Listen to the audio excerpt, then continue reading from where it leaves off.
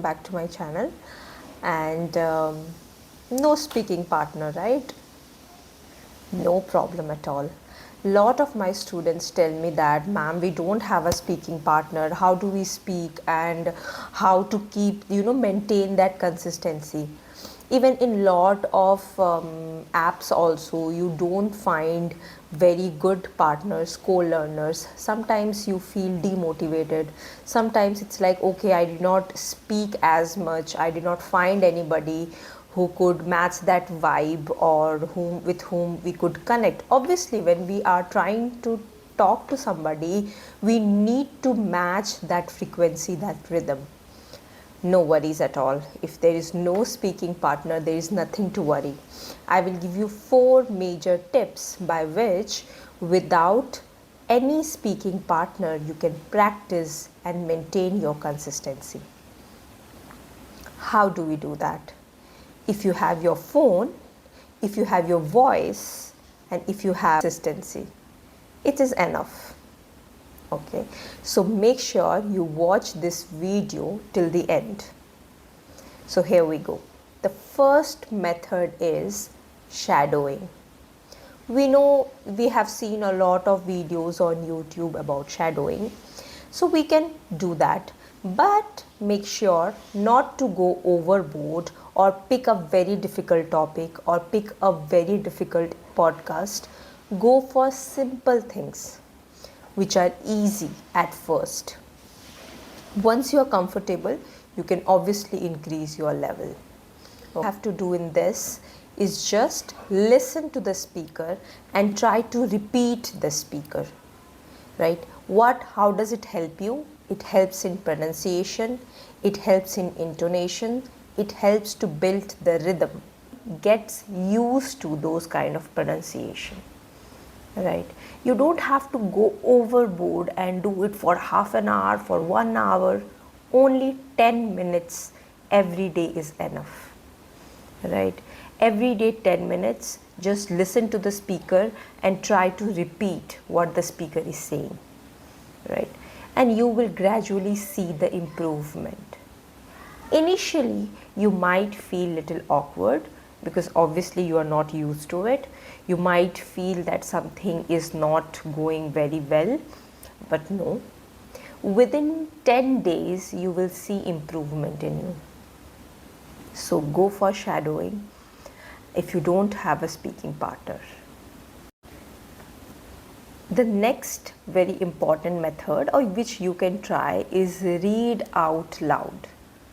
Generally, 90% of us, even me, we don't generally pick a book and start reading it loud. We do it always silently, right? But reading helps in your comprehension. You are not speaking anything. Yes, there is only you're consuming the content, but you're not creating anything. Right, so read out loud is one way in which you will be used to the pronunciation, speaking out new words, and you will listen what you are speaking. Right, so it's a very, very good method. Don't start with a very difficult novel or a very difficult book. Start with small stories. If you have kids at home, pick their books. Sudhamurthy books are very good. Right, read loudly. What you are saying, you should listen to it. It's a very effective method. Do it for 10 minutes, do it for 15 minutes. Just maintain the consistency. Most important tool to achieve fluency is consistency. You do it for 10 minutes, you do it for 15 minutes, but do it daily, and you will gradually see the improvement in you. The next method is my personal favorite. I say this to my students also. I do it in the class also. This is called visualizing. What do we do in visualizing? There is no rocket science that you have to sit, you have to meditate, and then you will visualize something. No. Put yourself in a scenario and start visualizing it and speaking it. Say, for example, I am at a coffee shop. How do I place the order? How do I tell what's my favorite coffee here? That is it. That is visualizing. Visualize and speak to yourself. Okay.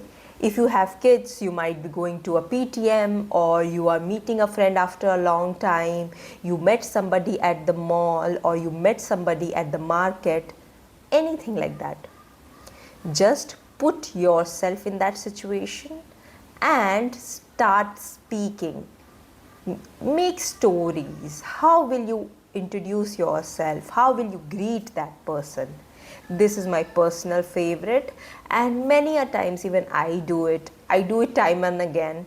Maybe I don't do it as visualizing, but I do put myself in a situation and I speak it out. It's quite interesting as well. You can also try this, visualizing. Fourth, a very effective way is self-talk.